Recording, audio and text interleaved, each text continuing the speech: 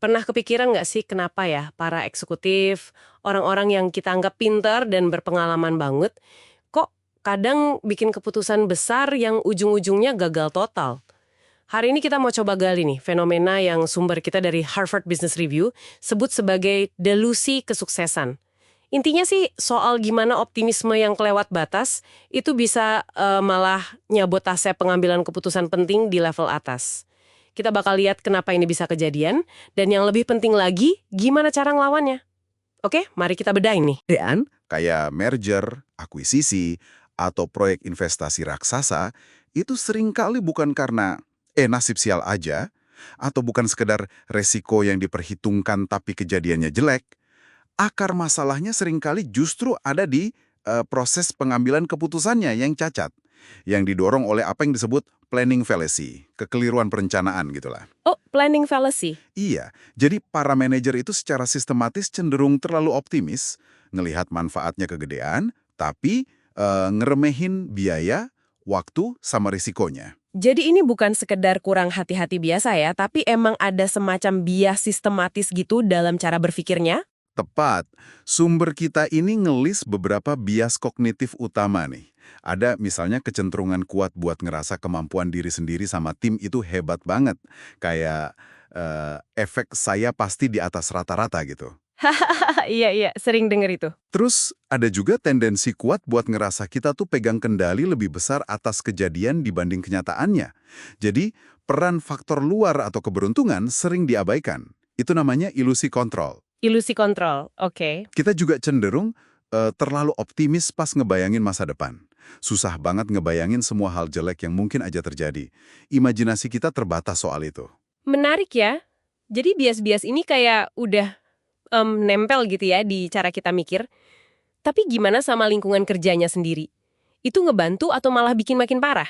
Nah, ini dia. Seringnya malah memperburuk. Ada beberapa faktor organisasi nih yang justru ngedorong optimisme bawaan ini. Misalnya, anchoring. Jadi rencana awal yang biasanya udah optimis duluan, itu jadi patokan yang susah banget digeser pas diskusi lanjutannya.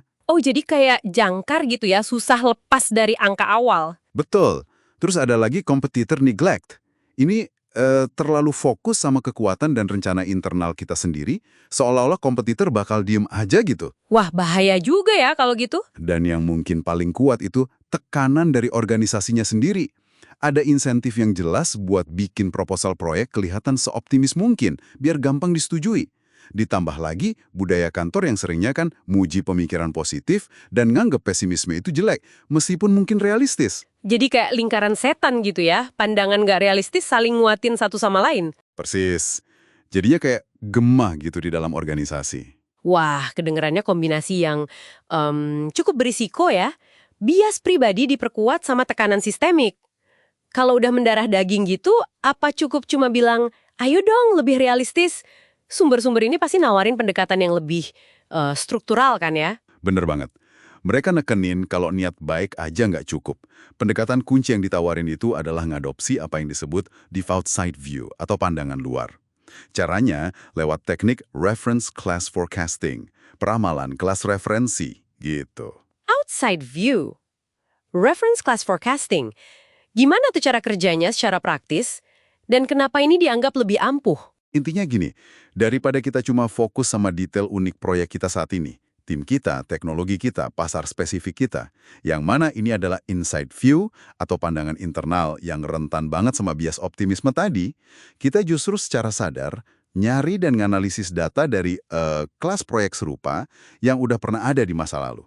Itu reference class-nya. Ya oke, jadi cari proyek-proyek lain yang mirip gitu ya, terus diapain datanya? Ya, kita identifikasi dulu kategori proyek yang relevan. Misalnya, proyek IT skala besar di industri kita, atau akuisisi perusahaan teknologi dengan ukuran segini. Terus, kumpulin data hasil aktual dari proyek-proyek di kelas referensi itu.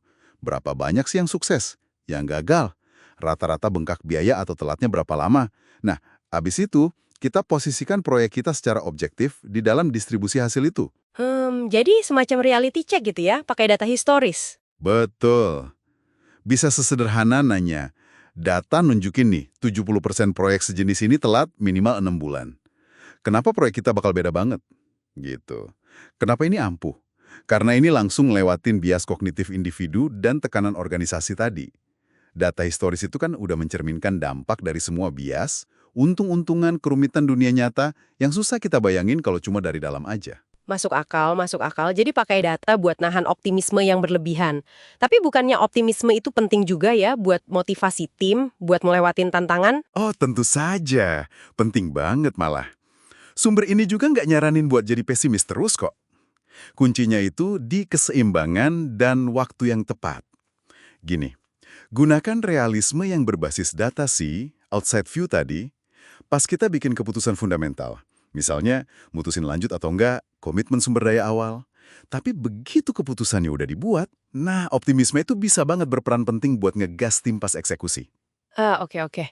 Jadi dipisahin ya fungsi pengambilan keputusannya yang harus realistis sama fungsi pelaksanaannya yang boleh optimis. Tempat sekali. Oke, jadi kalau dirangkum nih, delusi kesuksesan gara-gara optimisme berlebih ini beneran jebakan nyata ya buat para pemimpin.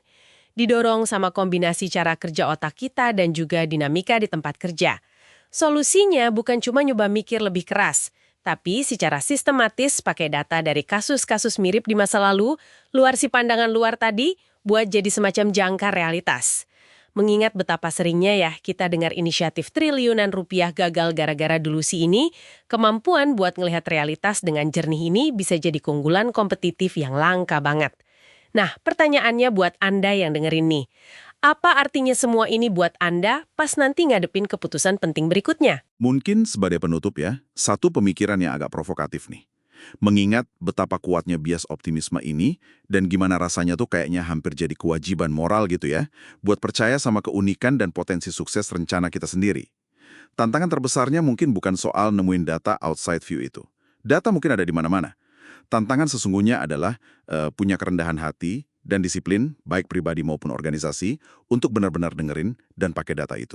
Terutama pas data itu justru nyaranin buat lebih hati-hati, yang mungkin rasanya nggak enak banget dan berlawanan sama semangat awal kita yang udah menggebu-gebu. Itu dia tantangannya.